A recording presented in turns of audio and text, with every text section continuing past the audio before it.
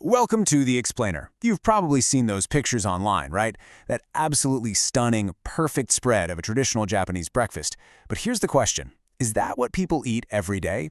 Or is it more of an aspiration? Today, we're going to dive into what people in Japan really eat for breakfast, getting past the picture-perfect ideal to find the delicious, everyday reality.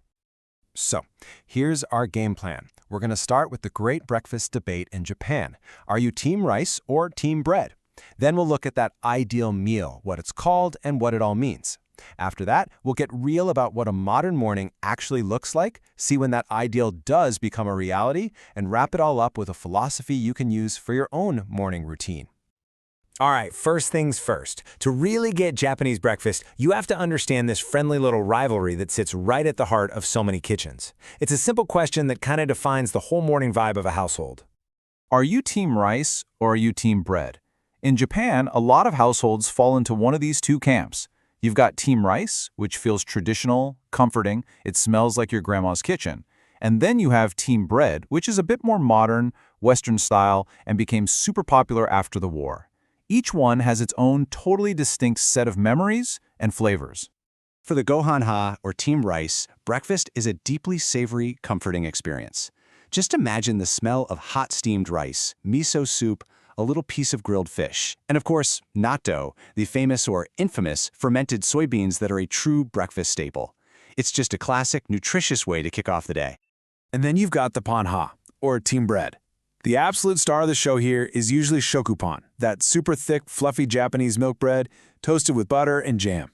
Pair that with some coffee, maybe a fried egg, and some yogurt, and you've got this simple, satisfying meal that's a cherished ritual in so many modern homes. Okay, let's circle back to that picture-perfect breakfast we were talking about. Turns out, it's not just a random collection of beautiful little dishes, it's actually a very specific, carefully constructed meal that's based on a really old culinary principle. And that concept is called Ichiju Sansai. It literally means one soup, three sides. And it's basically the gold standard for a balanced, complete meal in Japanese food culture. And not just for breakfast, but really for any meal of the day. The formula itself is just brilliant in its simplicity. You've got your rice, your soup, a main protein dish, and then two smaller side dishes. What you end up with is a meal that's not just incredibly balanced and good for you, but also just beautiful to look at. A total feast for the eyes. So, yeah, it's a beautiful idea, but let's be real for a second. With the crazy pace of modern life, who on earth has the time to prepare all of this every single morning? Is this a daily reality, or is it more aspirational?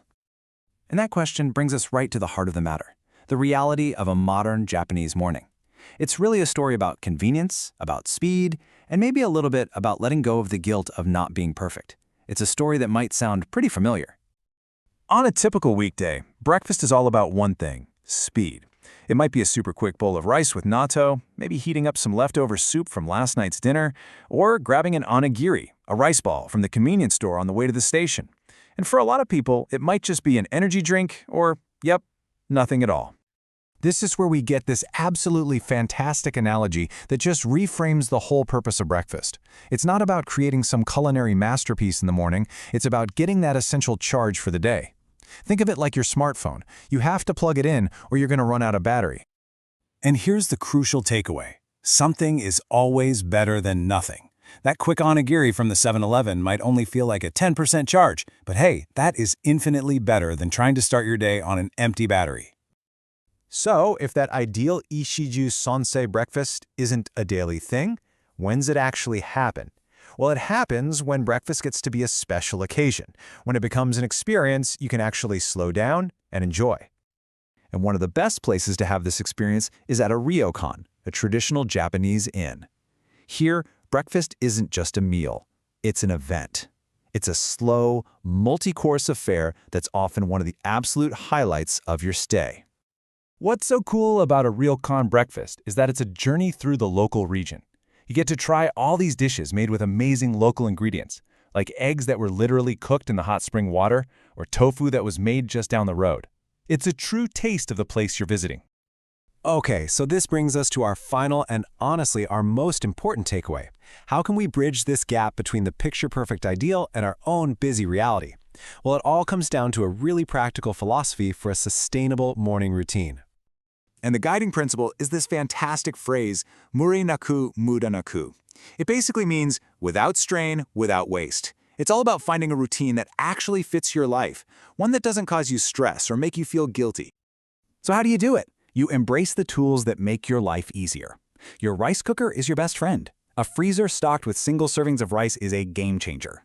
High-quality instant miso soup is not cheating, it's smart. The goal isn't to be complex, it's just to be consistent. And that brings this whole philosophy right back to you. After exploring all of this, what's your own perfectly realistic breakfast? What's that simple, sustainable, guilt-free meal that gives you that essential charge to go out and crush your day?